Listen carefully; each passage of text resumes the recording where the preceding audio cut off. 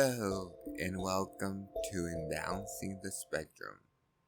I'm your host, Jose, and I hope that these first 2 weeks of the new year have gone well for you and all of you are in good health, medical or otherwise. I know that there's been a lot of viruses going around, so I hope that you guys have been taking precautions to not get sick or to not get others sick. Before we get started, I would like to give you a reminder that if you haven't already, please subscribe to the the podcast itself.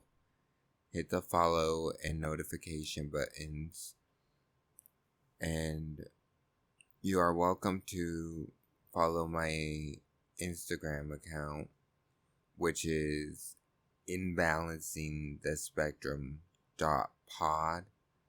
And as always, you guys are welcome to email me questions, ask for advice, comments.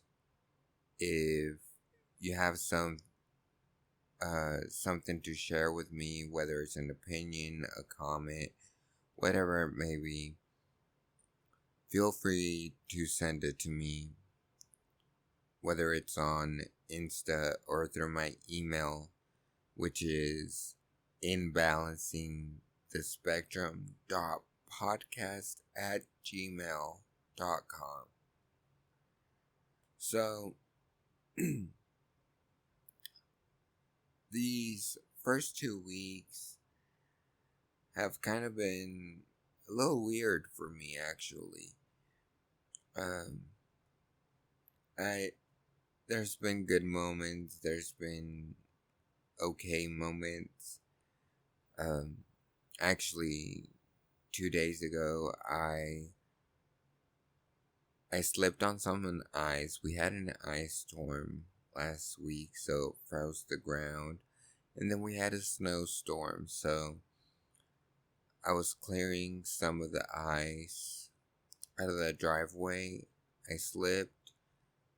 Um, I hurt my lower back, my my lower back, and my right hip. I didn't feel that till later on after I fell, but I kind of sprained my neck during the fall, and that hurt like a bitch. And even though it's been 2 days, I'm still struggling with the pain a little bit, and the climate has not been helping. But apart from that, I'm doing well, and um, I've been doing a lot of scrolling, I guess, to keep my mind off. Not just the pain, but I guess just to keep myself preoccupied. I haven't really been thinking of too much, to be honest. I just want to keep my mind preoccupied. I keep telling myself I'm gonna continue reading Kyoshi, and I'm procrastinating on that. And there is this graphic novel I want to get started. It's called Specs, and I want to dive into that as well, but I've been procrastinating. Don't know why, I just have been. But during these past 2 weeks that I've been doing some scrolling, it's been 2 weeks, and I'm still noticing a lot of people with the New Year, New Me catchphrase. Like, I have nothing against it, but I did find myself asking myself, um, where where did this catchphrase come from, and why do people feel the need to uh, redefine themselves as a new person? That's where my mind went to. New year, new me. To me, it's new year, better me. We should try to better ourselves every day through self exploration and expression, and just being kind to others. Um, but in a physical slash material aspect, um, yeah, to better ourselves economically and health wise and all that stuff that affects our physical reality. Um, but we should also focus on our mental reality as well. I feel like New Year, better me, um, resonates more with me than the New Year, new me. I don't really get I don't really know if people get the concept of the literal phrase being a new person. And I think that this catchphrase comes from people in um, previous generations. Like, you can't be yourself, you can't do that, you can't do this. You have to be like other people or set an example for other people. So I believe that's where this catchphrase comes um, from previous generations having expectations of us being quote unquote normal. And I think that this should not be a thing. Um, and there is better. Um, we live in a society where we're doing a lot of progress. Sometimes it feels slow, sometimes it feels fast, and a lot of people don't deal well with change. Like, I know that a lot of people have New Year resolutions. Like, I'm gonna lose 40 pounds. I'm gonna eat less junk food, which are healthy if you think about it. Um, also, also, like, I'm gonna exercise more. I'm gonna do better things, have a better lifestyle for myself. Those are healthy resolutions, but a lot of the times we make them unrealistic. And what I mean by that is that maybe we're watching Instagram, Facebook, TikTok, whatever it may be, and you have a lot of videos pop up of people showing you different exercises or how many times to exercise, and they're buff or really toned. You're like, I want that. That's my New Year's resolution. That's what I mean by doing more exercise, by eating healthier. Uh, I want to be toned. I want to be buff. So that to me is unrealistic. You should start with, I'm gonna try to do be lifting weights. I'm gonna start by lifting weights. I could start with 5 pounds, 10 pounds, 20 pounds, whatever feels comfortable to you. That's a realistic resolution. I'm gonna start exercising this many times a week. And you start doing it, and the more you do it, it becomes a habit. Whereas the unrealistic aspect of it is you think you're gonna do it, and then you're like, I'll start later. I got time. The year just started, and you procrastinate on that.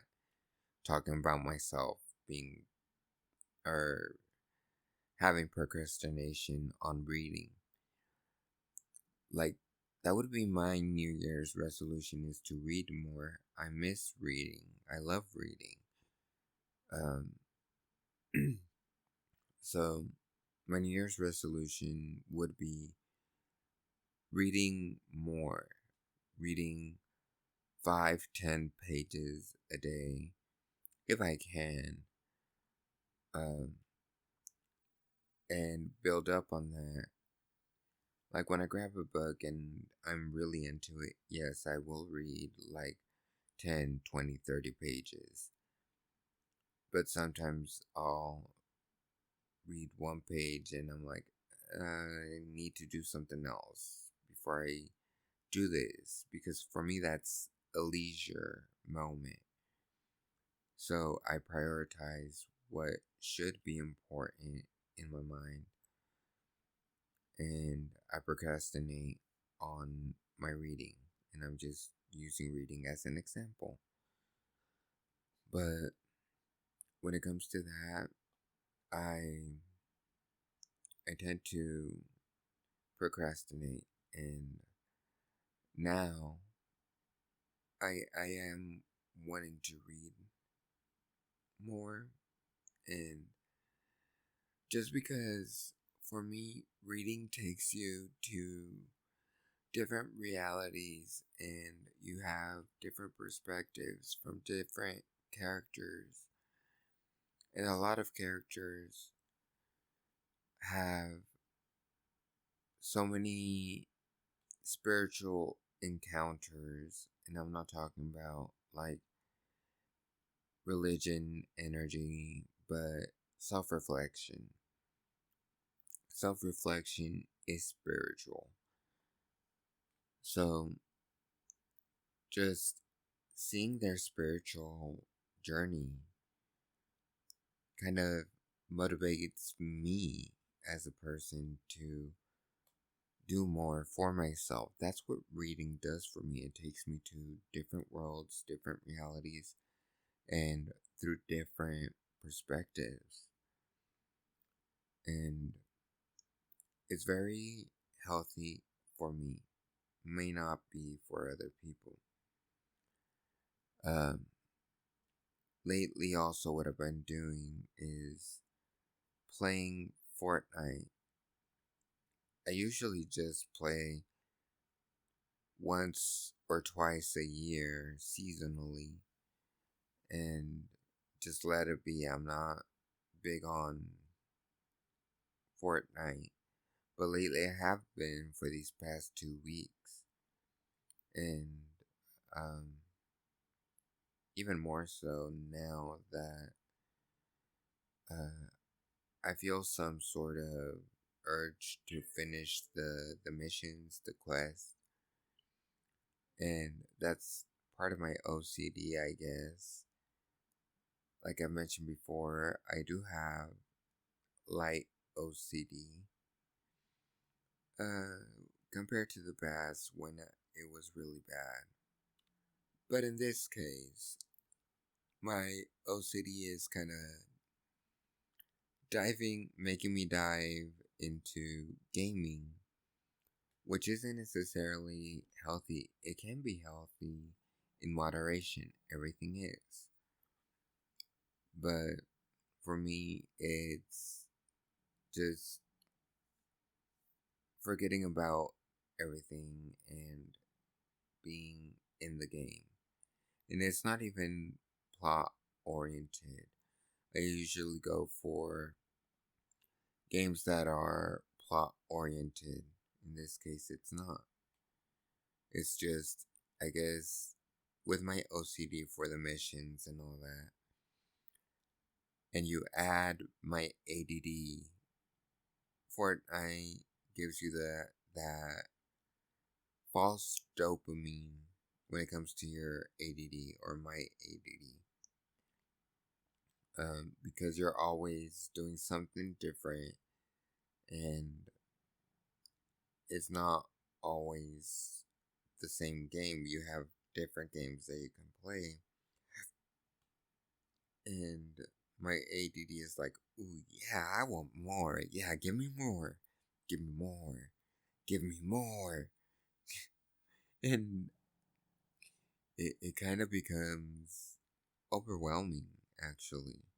And I realize that while I'm playing that it becomes overwhelming, but that false dopamine is making me magnetized towards the game. At this point it's like, oh well, but actually I'm gonna try to uh, leash away from the game so that I could do something that is productive to me and can give me actual dopamine. Um, because games, TV, Facebook, they give you that false dopamine. It's that sensation of pleasure, of having fun. But in reality, it's not. At least that's how I see it and that's how I feel it. Because after I get off Facebook, off Netflix, off Instagram, off TikTok, off Fortnite, uh, I'm like, what the hell did I just do for 2 hours? I spent 2 hours doing nothing. I could have been doing something else. That's the false dopamine. And going back to the new year, new me stuff, um, setting New Year resolutions, healthy New Year resolutions, and realistic resolutions. Like if you want to lose 10 pounds, okay, what can I do to lose 10 pounds? Um, let's say you want to lose 10 pounds in 2 weeks. That's not going to happen. For most people, it's not going to happen. So ask yourself, what can I do to lose those 10 pounds, and how often should I do it? Whether it's changing your meal habits, you could change your meal habits little by little until you become used to it. If you don't like vegetables or healthy food in general, and you want to make that change, do it little by little. Eat what you normally would eat, and on the side, give yourself some rice, some vegetables, some uh, steamed chicken. I don't know what you like, but eat what you like, and um, the things that you don't like, you will become used to it the more you eat it. I can't do onions raw. This is something weird about me. I can't do onions raw when it comes to restaurants or places uh like somebody else's house. If they cook and they cook with raw onion, I can't eat it. It's just weird for me.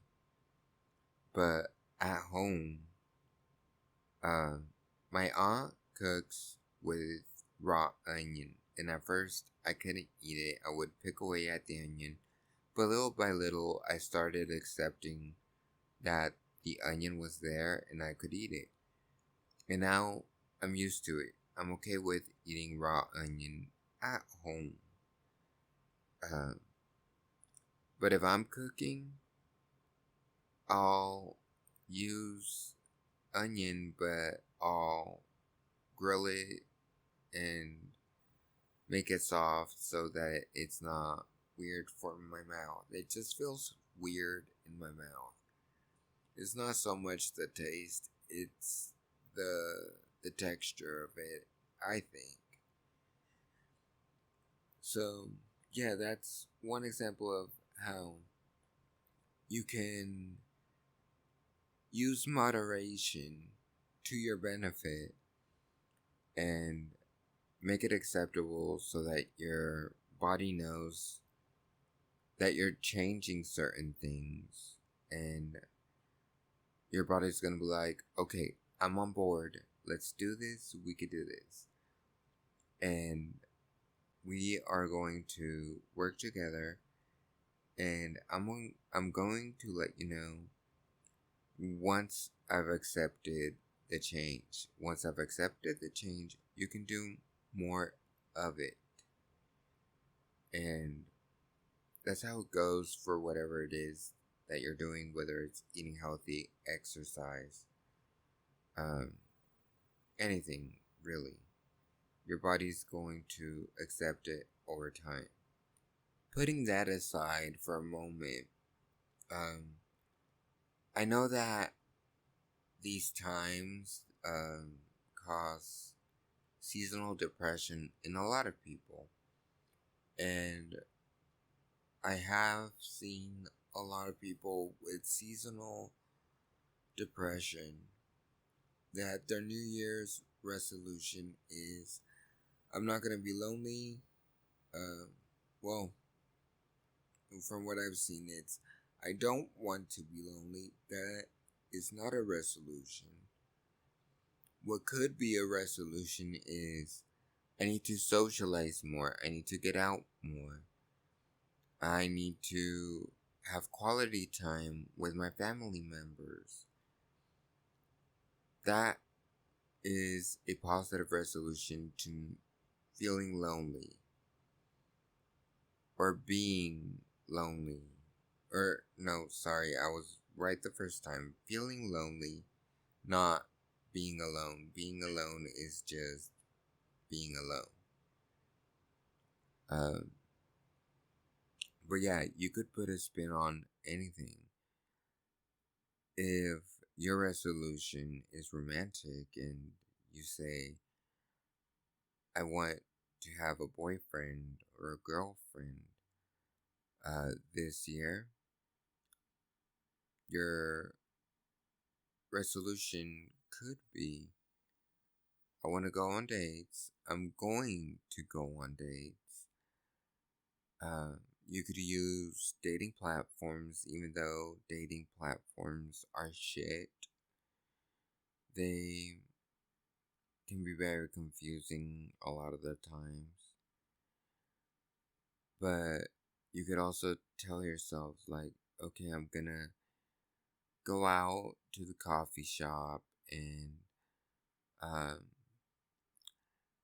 I'm going to start a conversation with a stranger that I find attractive.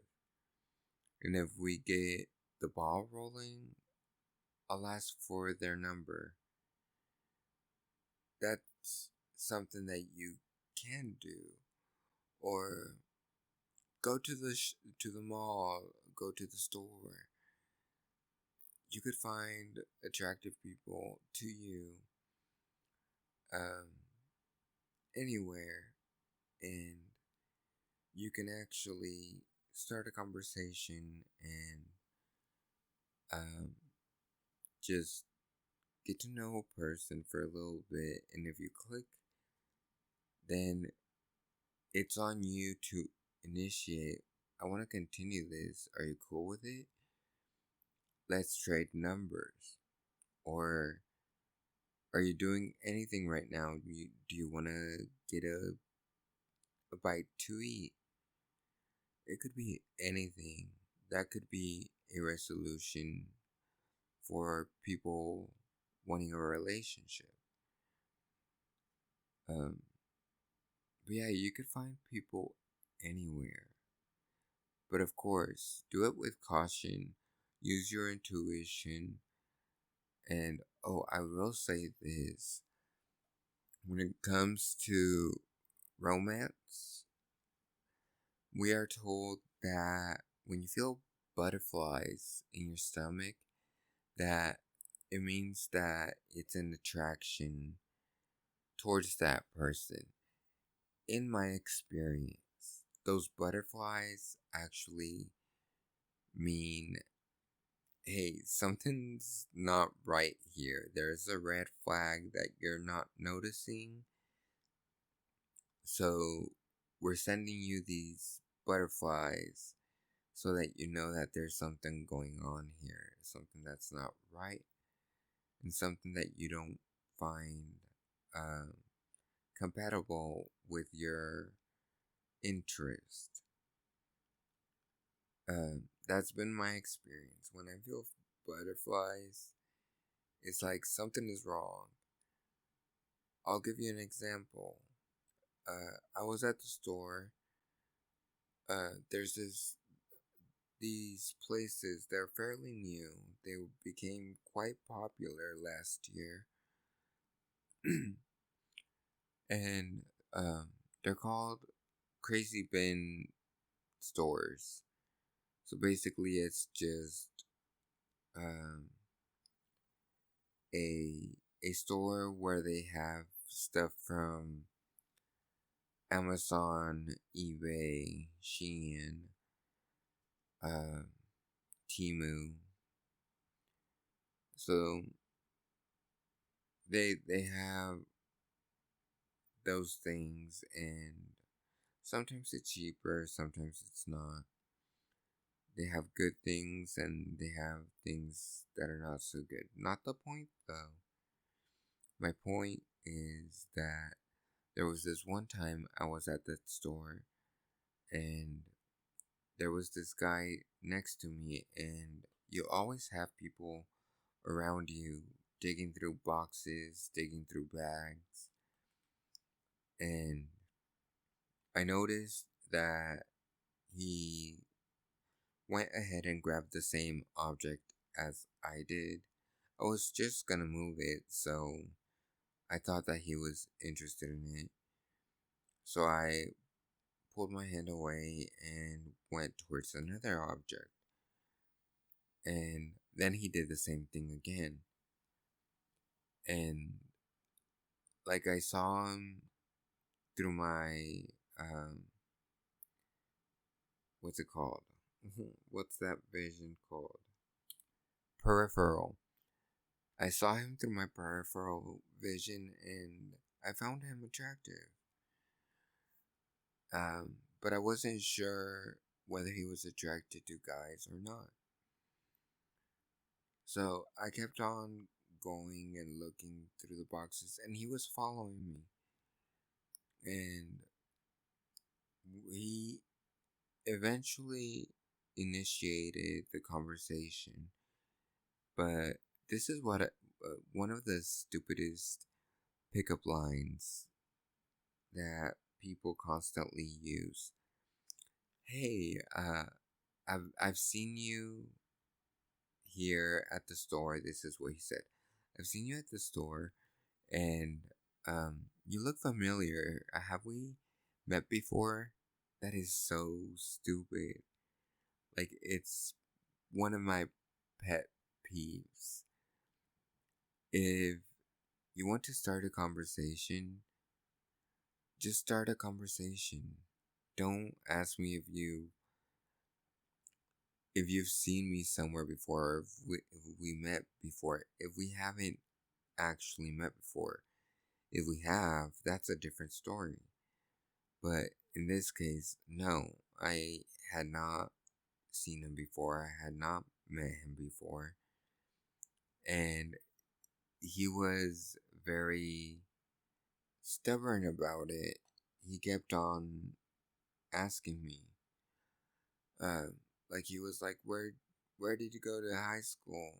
And I told him, and he's like, where did you live before? I'm like, I've lived here all my life. And he was like, no, I've seen you somewhere. I know I've seen you. And I was like, I have no idea. Even though I found him attractive, there was these butterflies in my stomach, and I was trying to avoid talking to him because of those butterflies. Um, and he kept on following me through the store, but he stopped conversating with me. And um, I went around to the beginning of the store just so that he could stop following me, but he followed me anyway. And it wasn't until a little bit later that after he came and followed me back to the beginning, that this guy walked in the door, and quickly he he stopped following me and he went another direction. He went towards other bins, other tables. And this guy goes up to him and he greets him in a very intimate manner. No kisses, no hand holding, but it was like a tight hug and like this big smile and laugh. And I've seen that smile and laugh before. Um, it's when you are really into someone. And not that I was overhearing their conversation, but the second guy was talking kind of loud. And the first guy, he was like, keep it down, shush, be quiet. Uh, he didn't want other people to hear, or he didn't want me to hear. Either way, he didn't want his conversation to be audible. But I did catch when the second guy told the first guy, um, okay, I'll let you be in the store, and I'll see you at home. And they hugged again, and this time there was hand holding. And I was just kind of like um, looking up. I wasn't looking up directly at them, but I was looking up from the table. And that's when I realized, I was like, yeah, I knew something was wrong. He already had a partner. He already had a boyfriend. It was obvious. And I was like, oh my god, why do people feel the need to start a conversation uh with other people with intentions, with romantic intentions or sexual intentions? Um because it doesn't make sense to me. Why do you do it if you're in a committed relationship? And yes, I did jump to the conclusion that they were exclusive because the way the first guy was acting. He was like, be quiet, hush, don't talk so loud. And he was kind of like pushing him away, like, go, I'll see you later, just go away. So after the second guy left, the first guy looked at me, and at this point, I was just looking at him like, really, dude, that is the shittiest thing you could do to your partner. You're pushing them away, um, just so you won't be caught. I don't know what that situation was, but that's what it felt like. Just so you won't be caught. And he looked away and he left the store. He didn't buy anything,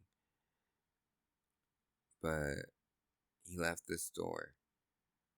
And it was right after the second guy left. He didn't even take like 3 minutes. It was like almost right away. So it was obvious that there was something going on there. And he did not want um, to be discovered. So when you get butterfly feeling in your stomach, to me it's a sign of a red flag that you're not seeing. In that situation, I was fortunate to witness this and see what type of person he was. And I was just annoyed because yes, I've told myself I do want to start dating again.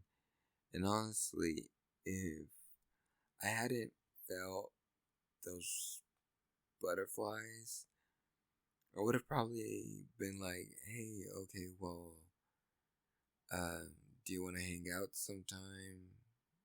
Do you want to do something, whatever? Get to know him a little bit, then ask him. But I listened to the butterflies and I saved myself from being pissed off. I was just annoyed. I don't get why people do that to their partners. If you want to have an open relationship, talk about it. But if you fear losing them because they won't accept an open relationship, then you're cheating. A lot of people say it's not cheating. You're cheating. And you're going to cause them harm eventually, or cause them harm eventually. And you're harming yourself, really, because you're being selfish. You want the best of all worlds, and um, by hurting your partner, you're gonna hurt yourself. And if you don't feel guilty, then I don't know what to tell you, but you have no heart. Like, if you don't feel any guilt at all, you don't truly love your partner. You don't truly want to be with them. You just want them to feel like you own them. You want to feel the ownership of a person. It's stupid, and I see it a lot. But yeah, fuck that guy, and I hope that the second guy has terminated the relationship and can continue with himself and move on to a healthier relationship. And I know you may be thinking that I'm jumping to conclusions. That's just, if you were there and you saw their expressions and their behavior, the first guy became kind of skittish and he was trying to look, not trying to look, he was trying to avoid a situation where I would see him, even though I was seeing him. Like I said, I was looking down, but my head was down, but I was looking up. So I was seeing the whole thing. And the fact that he felt the need to move tables, move from the table I was at to another table at a distance when he saw the second guy come in. It shows you a lot. So I'm not just jumping to conclusions, I'm basing it on the observation that I made of the behavior between the two and the behavior that the first guy had with me, following me around the store and then deciding not to. But yeah, fuck that guy. The second guy can do better. So, anyway, the new year, new me stuff, it doesn't make sense to me. We should try to make healthy resolutions, not resolutions based on expectations from society or people around us, or even the role models that are displayed to us, such as models, actors, etc. Because for some reason, as society, we look up to celebrities, and based on their lifestyle, we're like, we want that. We want to be like that. Well, then make it happen, but do it at your own pace. It's not going to happen overnight. Be healthy about it. Otherwise, you're going to torment yourself. That's another thing. Going back to the losing weight, eating healthy, exercising examples. If your resolution is to lose weight and you don't lose it, you start punishing yourself mentally, and you tell yourself you're never going to lose the weight. You're only wanting something that's never going to happen. And you get into this state of self-punishment where you kind of get inside a shell because you feel uncomfortable with yourself because those changes that you want to make are not happening. What you have to do is get out of that shell and concentrate. Concentrate on yourself. Don't concentrate on what other people are doing. Concentrate on what you are able to do. If you can't lift 10 pounds, don't do it. Start with something smaller. And it doesn't matter if people think that you're never gonna accomplish something because you're doing it at a smaller pace or a slower pace. It's the pace that you need to go because your body is telling you, I can't lift 20 pounds, I can't lift 10 pounds.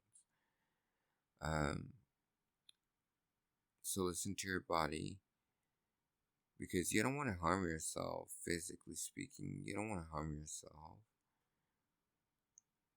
I know that if you try to push yourself or force yourself to lift 10 pounds, 20 pounds, and you hurt yourself, you're going to tell yourself, I'm never doing that again. That hurt, and I'm not going to be hurting myself. I know I've done that in the past, and it really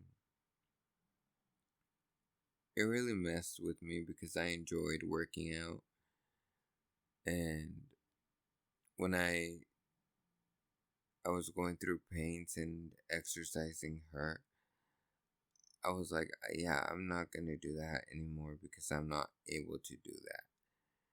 But little by little, I started doing smaller workouts, stretches, yoga type stuff, and basically that's all the exercise that I do. No, I'm not toned, and that's not my goal. My goal is to keep my body uh, moving so that it knows that it doesn't have to get stiff all the time. So that's my personal goal when it comes to exercise. I don't exaggerate my exercise like I used to.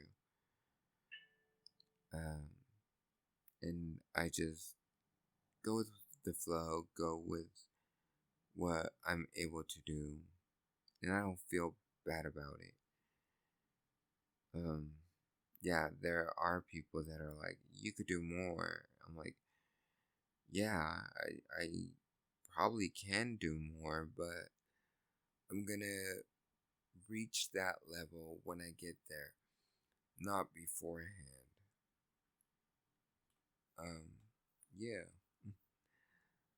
but yeah, I think at this point I'm being a little bit repetitive, and basically, I just want to talk a little bit about that. You guys don't have to force yourself to fulfill your New Year's resolutions because a lot of the times we won't fulfill them. Um, but also the non-realistic and realistic aspects come from self acknowledgement, self awareness. Do what's good for you. If you see somebody else do something that's good for them, it might not work out for you, and that's okay. You could still try it. Um, yeah, that would be my advice to you. Try different ways of doing one thing, the one thing that you want to make your goal. Try different ways of doing it until you find the way that works for you. And yeah, I at the moment I think that that concludes it. Yeah, that it feels like I tied it up in a neat little bow and talked about the basics of it because we don't really need to go super deep into the new year, new me stuff. Um, which again, I prefer the motto New Year, Better Me. But to me, a new year is just another year. For me, the better me part is what counts because I try to be better every day. And I try to learn from my mistakes. That's what we need to focus on is learning from our mistakes. And me being a person of observation, I also learn through other people's mistakes. If I see what they do and the consequences that they have, I start thinking to myself, okay, well, they did that, so I need to try to avoid that and not make the same mistake as them. Because who knows, it might end up being worse for me. So I learned through observation as well.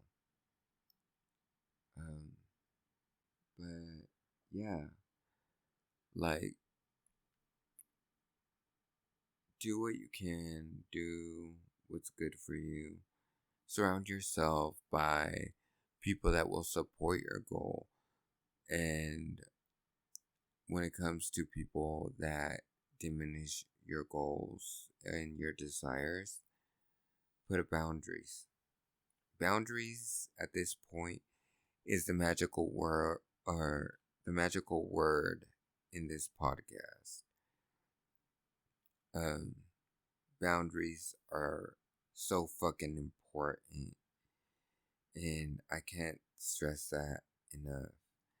If people are not supporting your decisions, they're not supporting your goals that are healthy for you, not necessarily um, decisions that have negative consequences.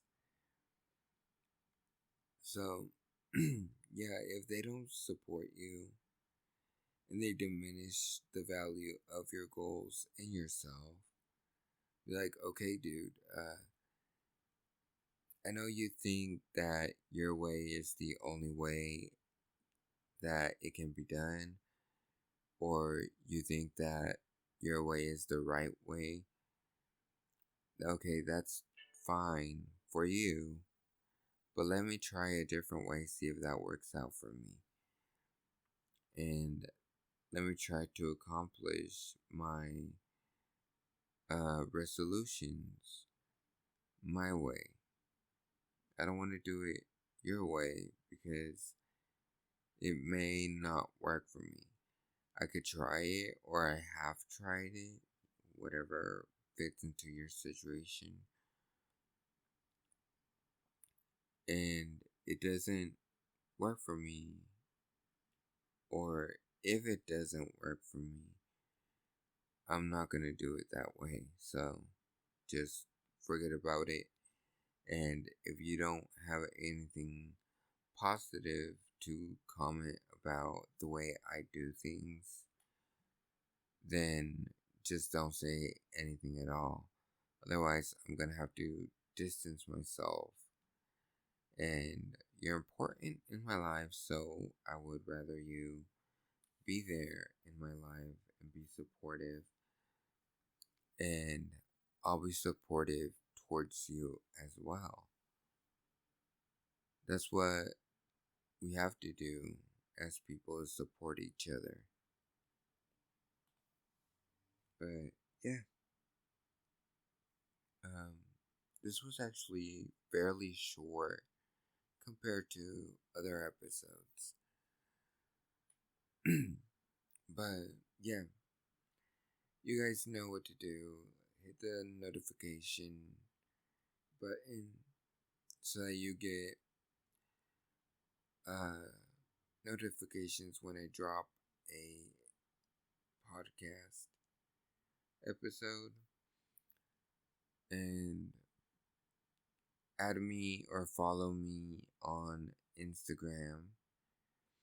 Again, in balancing the spectrum pod, and the email in balancing the spectrum podcast at gmail.com. Y'all can reach through me there, ask me questions, comments, advice, whatever it is. If you have advice for me as well, feel free. I would very much like to hear from you. And I'm always open to listening to advice. Like I always say, I enjoy listening through different perspectives because it helps me learn more, and it helps me learn how the same thing can be done differently. But for now, I do hope all of you are well, and thank you for tuning in. And remember, we are living on a spectrum. Bye.